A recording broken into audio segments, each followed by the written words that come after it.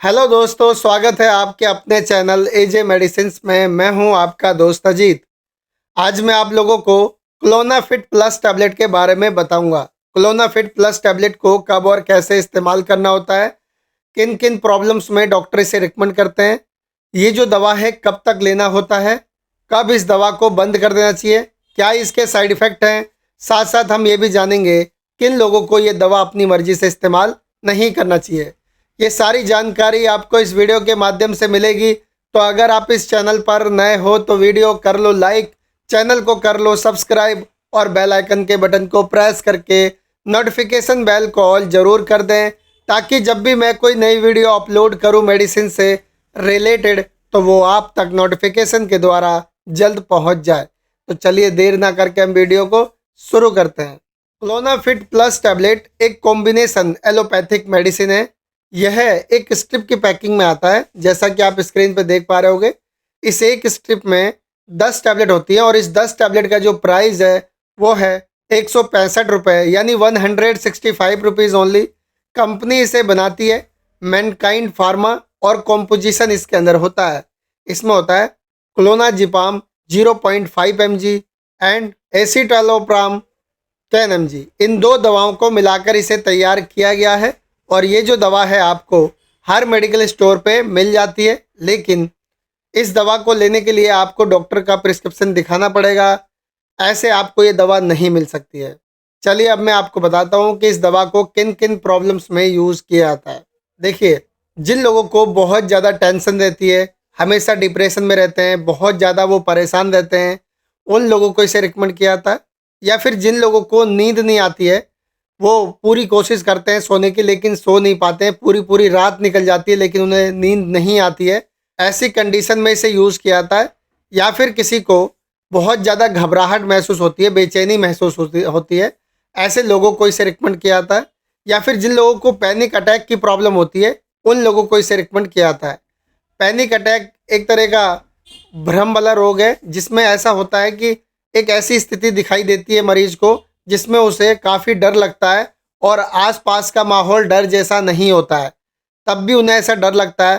तो ऐसी कंडीशन में समझा जा सकता है कि उन्हें पैनिक अटैक की प्रॉब्लम है, तो उस दौरान भी इसे डॉक्टर रिकमेंड करते हैं। इन सारी प्रॉब्लम्स में इसे यूज़ किया जाता है और इसमें इसके बेनिफिट्स देखे जाते हैं। अब मैं आपको बताता हूँ कि इस दवा को लेना कैसे होता है। तो देखिए, इसकी एक टैबलेट आपको रात में सोने से पहले खाना खाने के बाद लेना होता है। एक बात का ध्यान रखें, कई बार डॉक्टर इसकी डोज को बढ़ा घटा सकते हैं। हो सकता है कि आपको आधी टैबलेट रिकमेंड करें, ये तो आपको परेशान नहीं होना है। जैसे आपको डॉक्टर बताएं उस तरीके से इस दवा को लें। चलिए अब जानते हैं कि इस दवा को किन्हें यूज़ नहीं करना चाहिए। देखिए, वैसे तो इस दवा को किसी को भी अपनी मर्जी से इस्तेमाल नहीं करना है। जिन लोगों की ये दवाएं चल रही हैं वही लेंगे। अब मान लीजिए कोई लेडीज़ हैं, उनकी ये दवा चल रही है और इस दौरान वो प्रेग्नेंट हो जाती हैं, तो एक बार डॉक्टर से ज़रूर मिलें कि आगे ये दवाई कंटिन्यू करनी है कि नहीं करनी है। तो इस बात का ध्यान रखें। और जिन लोगों की दवाएं चल रही हैं और वो बहुत ज़्यादा अल्कोहल का सेवन करने लगे हैं, तो ऐसी कंडीशन में अल्कोहल के दौरान इस दवा को नहीं लिया जाता, तो इस बात का भी ध्यान रखें। चलिए अब मैं आपको बताता हूँ कि ये जो दवा है इसे कब तक लेना होगा। देखिए, इसकी कोई निर्धारित सीमा नहीं है, जब तक आपको डॉक्टर कहें तब तक आप इसे लीजिए। चलिए अब मैं आपको बताता हूँ कि इस दवा का असर कितनी देर तक रहता है। मान लीजिए कि आपने एक टैबलेट ली, तो उसका असर कितनी देर तक रहेगा। तो उसका असर हर किसी में अलग अलग देखने को मिलता है। किसी किसी में 8 घंटे से ज़्यादा भी होता है, किसी किसी में 8 घंटे तक होता है, किसी किसी में 6 घंटे या किसी किसी में 4 घंटे तक भी देखने को मिलता है। तो आपको परेशान नहीं होना है, बस आपको दवा लेनी है। अगर आपको असर इसका ज़्यादा देर तक दिखाई दे रहा है तो आप इसकी आधी टैबलेट ले सकते हैं। अब मैं आपको बताता हूँ कि ये जो दवा है इसे लेने से क्या साइड इफ़ेक्ट देखने को मिल सकते हैं। देखिए, दवा लेने के बाद अगर किसी को बहुत ज़्यादा उल्टी होने लगे तो समझ लीजिए कि उन्हें सूट नहीं हो रहा। या फिर जिन पुरुषों की ये दवा चल रही है, जब भी वो रिलेशन बनाने के लिए जाते हैं तो उनका जो है डिस्चार्ज जल्दी नहीं होता है, बहुत समय लेता है डिस्चार्ज होने में।